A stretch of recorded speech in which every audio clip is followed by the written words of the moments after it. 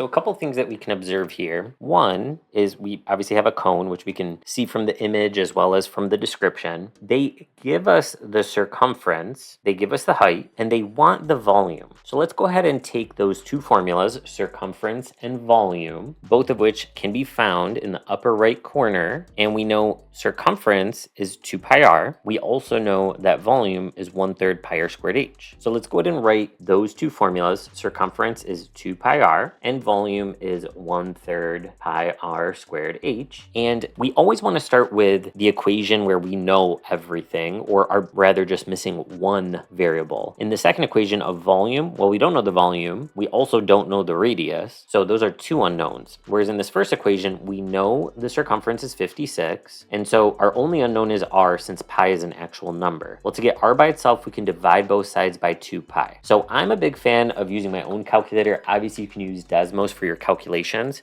It's whatever you're more comfortable with. I personally would recommend writing it as a fraction, so alpha y equals, and then choosing that first option. The reason I would do that is because if I don't use parentheses and I do division, I could make a mistake of doing 56 divided by 2 and then times pi. So notice this is the correct answer. If instead I do 56 divided by 2 pi and I don't put parentheses, notice I get a totally different answer. And again, I could put parentheses, and the one that matters the most, I'm going to insert here. So second delete really inserts, and I'll put a left parenthesis, and notice it gets me the correct answer. So 56 divided by 2 pi gives me the radius. So this is the radius. I'm not a fan of rounding in the middle of a question. I can write it here about 8.91, but I want to take that exact answer and put it in my equation for volume. So here's a cool feature of what you can do. You can press the store button right here. It's going to take the most recent answer, and I can store it as X. And I press enter, and now every time I press X, the calculator thinks this value. So don't worry about it messing up your graph. It's never gonna mess up your y equal stuff. And whenever you wanna change it to another value, you just do it on the home screen again. So let's go ahead and plug in what we know. I'm still gonna call this just, well, I guess I could call it X squared because that's what I have it in my calculator as. And then we know the height is 25, and we're trying to find this volume. So I'm gonna go ahead and type everything in the way that I see it. So for example, I'll go alpha y equals, type in 1/3, I'll do pi, so second caret. I'll do the x value, which is this 8.91 squared,